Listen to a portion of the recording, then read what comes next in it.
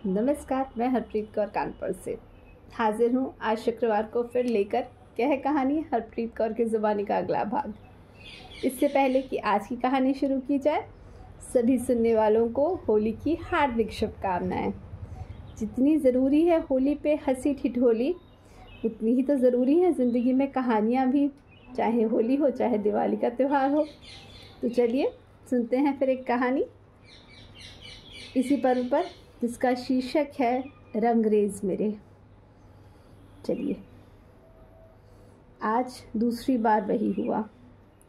Lift का दरवाज़ा बंद होने को था कि सामने से भागती हुई आती लड़की का दिखना और लिफ्ट खुली रखने के लिए दूर से ही प्लीज़ प्लीज़ प्लीज़ प्लीज़ कहना। सोहम ने आज फिर लिफ्ट के दरवाजे पे हाथ लगाकर रोक दिया। थैंक्स। हाथों में 2 झोले छामे वो मुस्कुराई। सोहम जानता था लड़की का फ्लोर कौन सा है। बटन दबाते ही एक दूसरा थैंक्स आया, कुछ और शब्दों के साथ। थैंक्स, वैसे आप सोहम है ना, शर्मा आंटी के बेटे जो बेंगलुरु में रहते हैं? मैं उस दिन ही पहचान गई थी। आंटी अक्सर आपकी बात करती रहती हैं, आपकी पढ़ाई, आपकी हाईफाई जॉब की। मैं अनु, आपके फ्लैट के ठीक नीचे वाले फ्लैट में रहती हूँ। अनु ने जॉब वाली बात के बाद आगे क्या कहा याद नहीं, सो हम तो बस वहीं अटक गया था। हाईफाई जॉब, गले में खुशकी आ गई, वो शब्द वहीं अटक गए। कैसे बताऊँ मम्मी पापा को ये सच्चाई, बेटे की जिस नौकरी का जो उनके लिए सबसे खास थी। कितना गुरूर था उन्हें उस नौकरी का, वो अब रही कहाँ। कितने ही लोग कंपनी से निकाले गए, उनमें से एक नाम सोहम का भी तो था। ये एक ऐसा जहर का घूंट था जो सोहम ने अकेले पिया था। कुछ दिन कमरे में अपने को कैद करके काटे, फिर वर्क फ्रॉम होम का बहाना बनाकर घर आ गया। यहाँ भी चैन कहाँ था। माँ परेशान थी रिश्तों की बातें करने में, सपने देखने में। देखो ये फ़ोटो, कितनी सुंदर लड़की है, खूब अच्छा पैकेज भी है। माँ ने फ़ोटो सोहम की ओर बढ़ा दी। वो खिंच गया था। लुक, सैलरी, बिना इनके क्या इंसान बेकार है एकदम। बस यही सब मायने रखता है ना? जवाब पापा ने दिया था। मायने तो रखता है, बिल्कुल रखता है। तुम खिसिया क्यों जाते हो बेटा हर बात पर? सोहम बिना जवाब दिए अपने कमरे में जाकर बैठ गया था, अपने आप को कोसता हुआ। क्यों आया था यहाँ? घर में ऐसा क्या था जो खुश होने जैसा था? बातें बोझिल लग रही थी, मौसम उबाऊ लग रहा था, और मन तो जैसे पैर लगाकर भागने पर उतारू था। सोहम ने तुरंत फ़ोन निकालकर अपने फ्लैटमेट को कॉल किया था। आज ही रात ही निकलूँगा यहाँ से, यहाँ कुछ नहीं रहा कहा जा सकता, कोई मुझे समझेगा नहीं, दम घुट रहा है। पहले सोचा था होली मना कर जाऊँगा, पर अब लग रहा है त्यौहार जैसा कुछ नहीं होता। फ़ोन को बिस्तर पर फेंक सोहम खिड़की पर आ खड़ा हुआ था। होली आने में करीब 10 दिन बाकी थे, लेकिन सड़क पर अबीर गुलाल के ढेर से लदे ठेले, दुकानें, पिचकारियों के जमघट लग चुके थे। लड़ते झगड़ते बच्चे और उनको दुलार कर शांत कराती उनकी माँ। कहाँ गया वो बचपन, वो जिद? क्यों नहीं जाकर लेट सकता माँ की गोदी में? क्यों नहीं कह सकता कि जॉब नहीं रही? कुछ हसरतें पूरी नहीं होती, सिर्फ बेचैनी बढ़ाती हैं। सो हमने अपने सूटकेस में सामान लगाना शुरू किया कि सामने ही अचानक ही नीचे वाली बालकनी से कुछ आवाज़ आई, ऐसे जैसे कि कोई सुबक रहा हो। नीचे वाले फ्लैट में जो लोग रहते हैं उनको वह जानता था। सो हमने झांक कर देखा, ये क्या? अरे ये तो वही लड़की, लिफ्ट वाली। क्या नाम बताया था? हाँ, अनु। खुद को रोकते हुए भी सोहम पूछ बैठा, हेलो, एक्सक्यूज़ मी। अनु की भीगी पलकें ऊपर उठी। सोहम को खिड़की पर देख हड़बड़ा गई। आप ठीक हैं? कोई हेल्प? नाम में गर्दन हिलाते हुए, आंसू पोंछते हुए अनु अंदर भाग गई थी। उसके बाद सोहम से भी कुछ पैक कर देना बना। कभी उस लड़की के दुख के कारण सोचता, कभी अपना दुख एक बार फिर से हावी हो जाता। कुछ ना सूझा तो थोड़ी देर लेटा रहा, फिर सोसाइटी के गार्डन में आ गया। ग्राउंड फ्लोर पर पहुंचकर सोहम लिफ्ट के पास थोड़ी देर खड़ा रहा। जो घटना 2 बार हुई, आज वो तीसरी बार हो जाए तो। सोहम ने आसपास देखा, कोई भी लड़की नहीं थी जो भागकर इस ओर आ रही हो। लेकिन वो कौन थी जो पीछे बने मंदिर के पास वाली बेंच पर बैठी थी? कोई तो वजह थी जो सोहम उसे उसकी ओर खींच लेगी। हाय, क्या मैं यहाँ बैठ सकता हूँ? अनु ने तुरंत खिसक कर जगह बना दी। सोहम सीधा मुद्दे पर आया। पता नहीं मुझे कहना चाहिए या नहीं, लेकिन अकेले रोने से अच्छा है अपने दुख बांट लीजिए, किसी से भी। कहने को तो सोहम कह गया, फिर अपनी बचकानी लाइन पर खुद ही झेप गया। समझाना जितना आसान है, अमल करना उतना ही मुश्किल। वो खुद बांट पाया क्या? अनु ने बेंच का रंग कुरसते हुए कहा, दुख बांटा नहीं जाता, स्वीकार किया जाता है। वही कोशिश कर रही हूँ। सोहम का ईगो हर्ट हुआ था। ऐसा लगा जैसे अनु ने उस पर ही उंगली उठा दी हो। टूटते ईगो की भरपाई करने के लिए सोहम ने थोड़ी और समझदारी दिखाई। हाँ, बांटने से कोई फ़ायदा भी तो नहीं, कोई और समझ ही नहीं पाता है। अनु ने फिर बात काट दी थी। ऐसा नहीं है, हम अपने दुख को खुद ही नहीं एक्सेप्ट कर पाते, अपने मन में कहीं छुपाकर ढक देते हैं। जो खुद नहीं देखना चाहते वो दूसरे कैसे देख पाएंगे? अनु इतना बोलकर चुप हुई, फिर सोहम की आंखों में देखकर बोली, त्योहार जैसा कुछ तो होता ही है ना, अपने लिए ना सही, अंकल आंटी के लिए गुलाल से दोस्ती कर लीजिएगा, कोशिश कीजिए। मैं भी कोशिश कर ही रही हूँ। सोहम को याद आया फ्लैटमेट से की बातों से कि अनु ने बालकनी पर सुनी होंगी। सोहम बिना कुछ बोले वहाँ से चला आया था। बिना जले दर्द महसूस नहीं होता। खुद तो किसी छोटी सी बात पर बिलख के रो रही होगी, मुझे ज्ञान देने में कितनी आगे है। अनु की बातें मन को और बेचैन कर गई थी। थोड़ी देर इधर उधर टहलने के बाद ही सोहम घर लौट पाया था। मन ही मन भूमिका बनाया जा रहा था कि कल जाने की बात कैसे उठाए। ऑफिस से अर्जेंट कॉल आया या फिर दोस्त की तबीयत खराब, क्या कहना ठीक रहेगा।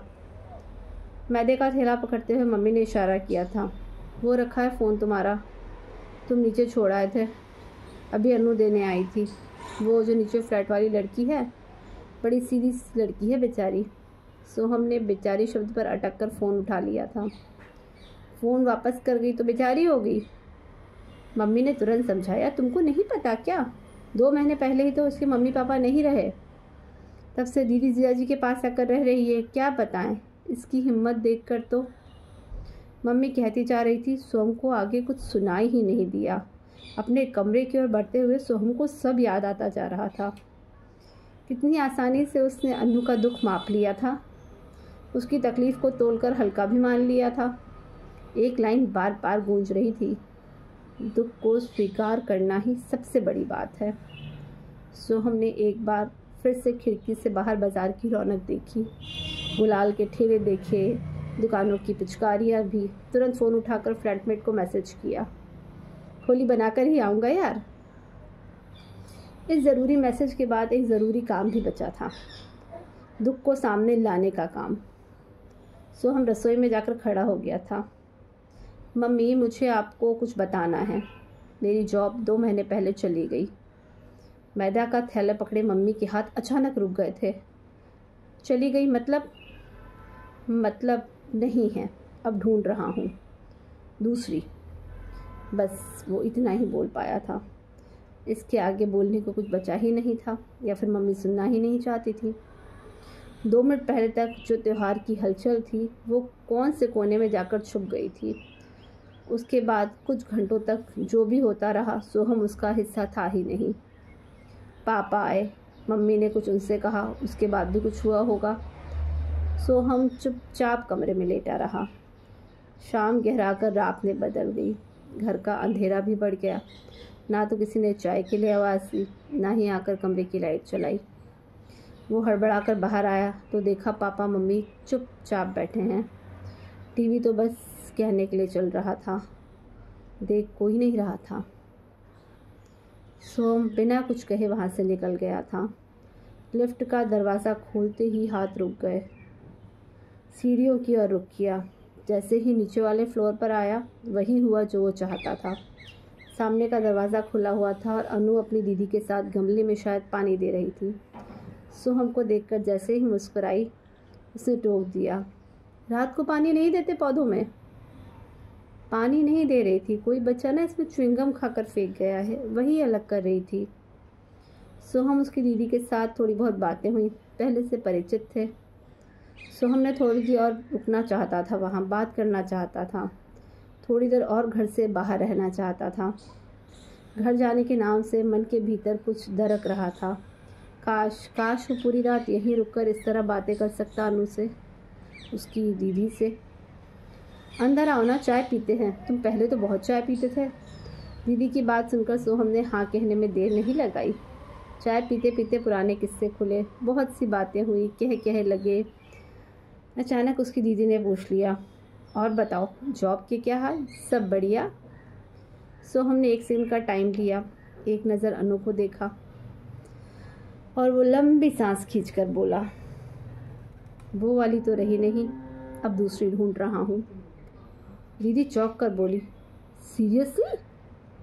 चलो कोई बात नहीं, ये अच्छा है कि तुम इस बात से परेशान नहीं हो। सोहम ने कनखियों से अनु की ओर देखा। पहले परेशान था, खुलकर कह भी नहीं पा रहा था। फिर किसी ने समझाया कि दुख जब तक एक्सेप्ट नहीं किया जाता जब तक ज़्यादा परेशान करता है। अनु अचानक सकपका गई थी। दीदी ने भी ये बात नोटिस की थी। सोहम को लगा जैसे वो बहाने से कप अंदर रखने चली गई थी। सोहम ने हिचकिचाते हुए पूछा, अपना phone number if you don't mind. Anu ने बिना कुछ कहे फ़ोन नंबर बता दिया था, लेकिन बस 10 डिजिट बताकर वो चुप हो गई थी। वैसे भी इतनी देर से उन तीनों की बातों में अनु की भूमिका श्रोता की ही तो थी। वो घर वापस जाने के लिए उठा तो दरवाजे तक दीदी ही आई। सोहम 1 मिनट रुको। उन्होंने अंदर जाकर देखा, अनु नहीं थी। थोड़ा रुक कर बोली, पापा मम्मी के जाने के बाद सदमा लगा है इसको, लेकिन धीरे धीरे हमने इसके दुख के साथ रहने की आदत बना ली है। काम काज गृहस्थी इन सब में भी उलझे हुए हैं, लेकिन अनु, उसके लिए वक्त ठीक उसी पल ठहर गया जब वो हादसा हुआ था। सोहम ध्यान से पूरी बातें सुन रहा था। दीदी ने आके कहा, तुम अभी जो बात कह रहे थे ना, वही उसको समझाओ ना। दुख से जितना भागेगी उतना ही। इतना कहकर भी उनकी आवाज़ भर गई थी। सोहम चाह कर भी नहीं कह पाया कि ये बात तो खुद अनु ने ही मुझसे कही थी। उसने बस इतना कहा, हाँ दीदी मैं बात करूँगा उससे, आप भी अपना ध्यान रखिए। भारी कदमों के साथ सीढ़ी चढ़ते हुए घर तक तो आया था, मन थोड़ा और ख़राब हो गया था। इतनी देर से वह घर से बाहर था, लेकिन एक भी फ़ोन नहीं आया था। नौकरी छूटना क्या इतनी बड़ी वजह थी जिसके लिए अपने बच्चे से प्यार होना बंद हो जाए? घर का दरवाज़ा खुला हुआ था। बाहर कमरे में पापा तो नहीं थे, लेकिन मम्मी उसी तरह उदास चेहरा लिए बैठी थी। खाना रखा है तुम्हारा, खा लो। मुझे भूख नहीं है। बस इतना कहकर सोहम अपने कमरे में आकर बैठ गया था। जी में आ रहा था फफक पक रो पड़े और मम्मी से पूछ ले कि हम सबके बीच केवल इस नौकरी का ही रिश्ता था। उस रात भी भूखा सोया। अगले सुबह भी नाश्ता करने से मना कर दिया। दोपहर के खाने के लिए भी मना करते ही मम्मी के भीतर का लावा फूट पड़ा। किस बात का गुस्सा दिखा रहे हो खाने पर? सोहम ने भी तुरंत पूछ लिया, पहले आप बताइए कि आप किस बात से नाराज़ हैं? अब मैं किसी काम का नहीं, इसलिए आपसे मुझसे बात करना छोड़ देंगे? चला जाऊँ अभी इस वक्त घर से? बोलते हुए सोहम की आवाज़ भर आई थी। मम्मी ने एक पल के लिए टिक कर उसको देखा, फिर तुरंत आगे बढ़कर गले लगा लिया था। बहुत बड़े हो गए हो क्या, जो इतनी बड़ी बड़ी बातें कर रहे हो? बच्चे भी काम या बिना काम के होते हैं? शर्म नहीं आई तुमको ये सब बोलते हुए? सोहम चुपचाप बैठा रहा। आँख में आंसू भरे रहे, छलकते भी रहे। मम्मी ने ही आगे कहा, बात नौकरी जाने की नहीं है बेटा। ख़राब तो हमें यह लगा कि तुमने इतने दिनों तक हमसे ये सब छुपाए रखा। अब बताओ कौन किसके लिए अजनबी है? पापा को भी कितना ख़राब लगा, कल से वो भी भूखे हैं। आंसू इधर भी थे उधर भी। सब कुछ साफ हो गया था। सोहम ने पापा के पास जाकर माफ़ी मांगी। सब ने फिर साथ मिलकर खाना खाया। ऐसा लगा जैसे कभी कुछ हुआ ही नहीं था। सच ही तो कहा था अनु ने, दूसरों को समझाने से पहले खुद समझना, स्वीकार करना ज़रूरी होता है। सोहम मन ही मन गुड़ा भाग करते हुए एक बात तो तय कर चुका था, जिसकी वजह से वो इतने बड़े भंवर से निकला है, उसको थैंक्स कहना तो बनता है। और थैंक्स कहने का तरीका क्या होगा वो सोच चुका था। उसी दिन शाम को सोहम बालकनी से देखता रहा। जैसे ही अनु पार्क जाने के लिए बिल्डिंग से बाहर निकली, सोहम तुरंत घर से निकल गया। अरे तुम भी यहाँ, कहीं मेरा पीछा करते तो नहीं आ रही हो? सोहम ने हंसते हुए पूछा था। अनु सर झुकाकर बस नहीं बोल पाई। सोहम ने एक कोशिश और की। पता है, घर में सब ठीक हो गया है, अब मैं इतना हल्का महसूस कर रहा हूँ। उधर फिर वही सन्नाटा था। सोहम ने गौर किया था कि हर समय अनु ऐसे नहीं रहती। कभी सामान्य ढंग से हंसती बोलती बात करती थी और कभी ऐसे चुप कि शब्द हो ही नहीं उसके पास। शायद अकेले यहाँ बैठकर उसकी तकलीफ़ और बढ़ जाती होगी, या फिर वो जानबूझकर यहाँ अकेली बैठती है अपनी तकलीफ़ के साथ वक्त बिताने के लिए। वैसे अनु आगे क्या सोचा है, और पढ़ाई या जॉब? अपना सोचा हुआ कुछ होता है क्या? अनु का सवाल भीतर तक छल नहीं कर गया था। पता नहीं उसको ठीक करने के लिए या फिर अपनी बात करने रखने के लिए सोहम ऐसा बोल गया जो सब बिल्कुल कहना नहीं चाहिए था। एक बात कहूँ अनु, दुख सबके पास होता है, लेकिन अगर उसको पकड़कर बैठ जाए तो वह धीरे धीरे पत्थर में बदलने लगता है। इतना भारी पत्थर जिसको उठाकर 2 कदम भी नहीं चला जा सकता। फिर ज़िंदगी का सफ़र कैसे तय करोगी? और फिर यह सही है कि अपने साथ साथ अपने आसपास जुड़े लोगों को भी अपने दुख से परेशान किया जाए? अनु बिना कुछ बोले तुरंत वहाँ से उठकर चली गई थी। पल भर के भीतर ही सोहम को एहसास हो गया था कि कितनी हल्की बात वो कह गया था। मेरी सिर्फ नौकरी गई थी और उस दुख को पत्थर बनाकर मैं भी तो घूम रहा था। इसने तो जीवन में इतना बड़ा हादसा सहा है, मैं यह बात कह भी कैसे सकता था?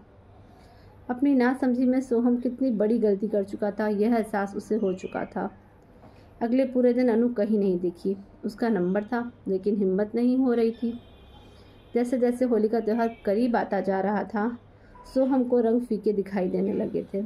उसने अपने दिल से पूछा, किस बात की तकलीफ़ मुझे ज़्यादा है, किसी लड़की का दिल दुखाने का या फिर किसी खास लड़की की दिल दुखाने की? अनु से ना मिलकर, उसके अपने आसपास ना देखकर जो बेचैनी उसको हो रही थी, इसका कोई नाम था या बस ऐसे ही?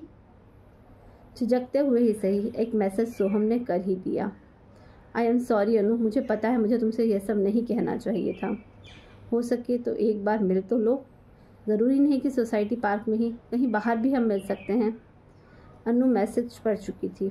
ब्लू टिक साफ साफ बता रहा था, लेकिन अनु का जवाब ना आना, इसका क्या कारण था? कुछ कह दे, नाराज़गी जाहिर कर दे, लेकिन इस तरह चुप रहना सोहम के गिल्ट को और बढ़ाता जा रहा था। कुछ दिन और इंतज़ार करने के बाद सोहम सीधे उसके घर चला गया। उसे लगा था कि अनु ही दरवाज़ा खोलेगी, लेकिन सामने दीदी को देखकर हड़बड़ा गया। हाय दीदी, अनु है क्या? दीदी उदास थी और उनकी उदासी की वजह जानकर सोहम और थोड़ा परेशान हो गया था। उन्होंने बताया कि अनु अचानक अपने भैया भाभी के पास अपने होम टाउन चली गई है वापस, बिना किसी से कुछ कहे। तुमने उससे कुछ कहा था क्या सोहम? दीदी के पूछते ही सिर पर गिल्ट का बोझ थोड़ा और भारी हो गया था। हाँ दीदी, मैंने उससे यही कहा था कि उसको भी अपने दुख को एक्सेप्ट करना पड़ेगा। वह खुद दुखी और आसपास सबको दुखी कर रही है, यह भी उसको सोचना चाहिए। दीदी ने कुछ कहा नहीं, लेकिन साफ दिख रहा था कि वह यह बात जानकर खुश नहीं हुई थी। उन्होंने तो अंदर आने के लिए भी नहीं कहा, न ठीक से बात की। सोहम जब वापस आने लगा तब इतना ही बोली, पता नहीं तुमने उसे गलत समझाया या उसने गलत समझा, हमें वह परेशान नहीं कर रही थी, दुखी होकर बस हम उसका दुख देखकर परेशान थे। वहाँ से आकर सोहम फिर से अपने अंधेरों में कैद होने लगा था। हड़बड़ाहट में कितनी बड़ी गलती हो गई, अनु से ये सब क्यों कह दिया? उसकी वजह से अपने रिश्तों से कट गई, दीदी का घर छोड़कर चली गई। अगले ही दिन होली थी और एक गलती की वजह से कितने लोगों की ज़िंदगी के रंग छिन चुके थे। मम्मी मैं आज रात निकलूँगा, कल एक इंटरव्यू है, कल ही पहुँचना है। लेकिन बेटा त्यौहार तो करके ही जाते, जाना ज़रूरी नहीं होता तो ज़रूर रुक जाता मम्मी। मम्मी से झूठ बोलकर सोहम उसे तो बच सकता था, लेकिन अंदर की हलचल किस कदर बेचैन कर रही थी यह वह जानता था। सोहम ने पैकिंग करके एक बार अपने कमरे से नीचे वाले घर से बालकनी की ओर देखा। काश उस दिन की तरह अनु यहाँ बैठी दिख जाती तो जाने से पहले उससे एक बार माफ़ी तो मांग लेता। रात 2 बजे की बस थी। मन ना होने के बावजूद भी होलिका दहन की पूजा में शामिल होना पड़ा। अग्नि के चारों ओर परिक्रमा लगाते, प्रसाद चढ़ाते हुए सोहम के मन में सिर्फ अनु ही थी। बार बार यही इच्छा मन में उठती रही कि बस एक बार उससे मिल लेता, उससे माफ़ी मांग लेता और शायद वह सब कह सकता जो उसके लिए महसूस कर रहा था। पूजा करके सोहम लिफ्ट की ओर जा ही रहा था, तभी मम्मी को साथ ना पाकर पीछे मुड़ के देखा। एक बार तो उसे अपनी आंखों पर विश्वास ही नहीं हुआ। यह क्या सच था जो वो देख रहा था, या सिर्फ सपने रूप लेकर उसके सामने खड़े हो गए थे? क्या यह सचमुच अनु थी जो मम्मी से हंस कर बातें कर रही थी? सोहम तेजी से उसकी ओर बढ़ा। उसकी आंखें कितनी बदली हुई लग रही थी। कहाँ गई वो उदासी जो उसकी आंखों में थी, स्थायी भाव से बनकर? यह उसको हुआ क्या था? अचानक मम्मी ने प्यार से अनु का कंधा थपथपा के कहा, अब आ गई हो तो जाओ होलिका माता के दर्शन भी कर लो। सोहम भी पूजा की थाली लिए उसके साथ साथ फिर से उस पवित्र अग्नि के पास बढ़ गया। अनु, 1 मिनट रुको, मुझे तुमसे कुछ बात करनी है। आँख की लपटों की रोशनी से दोनों के चेहरे लाल हो गए थे। अनु ने एक बार देख के फिर नजरें झुका ली। आप मुझसे यही पूछोगे ना कि मैंने आपके मैसेज का जवाब क्यों नहीं दिया? मैं वापस आने के इंतज़ार कर रही थी कि मैं आपको मिलके थैंक्स कर सकूं। सोहम हड़बड़ा गया था। किस बात के लिए थैंक्स कह रही हो? मैं तो खुद तुमसे माफ़ी मांगना चाहता था। मैंने उस दिन तुमसे जो बातें कही जिनका कोई मतलब ही नहीं था। मतलब था सोहम, और ये बातें मुझे बहुत पहले समझ लेनी चाहिए थी। आपने जब मुझसे कहा कि अपने दुख से आसपास सबको दुखी कर रही हूँ, तब मुझे समझ में आया कि दीदी भी तो मेरे साथ उतना ही बड़ा दुख झेल रही हैं मम्मी पापा के जाने का, और मुझे ठीक करने की जिम्मेदारी भी लिए रही। दीदी की तरफ से मैंने सोचा ही नहीं, और जीजा जी वह कितने प्यार से मुझे यहाँ लेकर आए थे, और तब से अब तक उन दोनों के पास मुझे खुश रखने से सिवा और कोई काम ही नहीं बचा था। सचमुच मैं कितनी स्वार्थी हो गई थी। अनु जैसे जैसे बोलती जा रही थी, सोहम की हैरानी बढ़ती जा रही थी। आर यू सीरियस अनु? और मैं यहाँ इस गिल्ट में कितना परेशान रहा। तुम्हें पता है मैं आज रात निकल रहा हूँ बंगलुरु के लिए। मुझे यहाँ एक पल भी नहीं रुका जा रहा था। ये त्यौहार, ये रंग, ये खुशियाँ, ये सब मुझे बहुत परेशान कर रहे थे। तुम इस तरह अचानक होम टाउन वापस चली गई। अचानक इसलिए चली गई कि कॉलेज जाकर बता सकूं, वहाँ पर अपने कोर्स फिर से शुरू करने का प्रोसेस पूरा कर सकूं। सोहम गौर से उसको देख रहा था। अनु बोलती चली जा रही थी, आप सही थे सोहम, मैंने अपना दुख एक्सेप्ट किया है और अब आगे बढ़ने की कोशिश भी कर रही हूँ। सोहम के दिल में आया कि सामने खड़ी इस भोली भाली लड़की की आंखों में ठहरे आंसू अपनी हथेलियों से पोंछते, लेकिन नहीं, यह जल्दबाजी हो जाती। अभी तो इस रिश्ते की शुरुआत हुई थी। सोहम ने बस इतना ही पूछा, इस कोशिश में मुझे क्या मदद करनी चाहिए अब? अनु ने मुस्कुराते हुए कहा, आज रात बस की टिकट कैंसिल करा देनी चाहिए पहले तो। और सोहम ने आसपास देखते हुए धीरे से पूछा। अनु भी आसपास देखते हुए ही जवाब दिया, और रंगों से दोस्ती कर लेनी चाहिए। मैंने कहा था ना, त्यौहार जैसा भी कुछ होता है। सोहम गौर से उसका चेहरा देखता रहा। कितने सारे रंग अनु के चेहरे पर आते जाते रहे। सोहम ने पूजा की थाली देखी। रोली चावल और नारियल के साथ ही गुलाबी गुलाल का ढेर भी था। एक चुटकी गुलाल लेकर उसका हाथ आगे बढ़ाया। अनु हंसते हुए चौंकी। कुछ कह पाती उससे पहले ही सोहम ने हैप्पी होली कहते हुए उसको एक नए रंग में रंग दिया था। यही थी आज की कहानी। कहानी थोड़ी लंबी हो गई है आज, अंत तक ज़रूर सुनिए और लाइक करिए, कमेंट करिए, मेरा चैनल सब्सक्राइब करिए। हरप्रीत कौर की ज़ुबानी, कविता, किस्से, कहानी। शुक्रिया।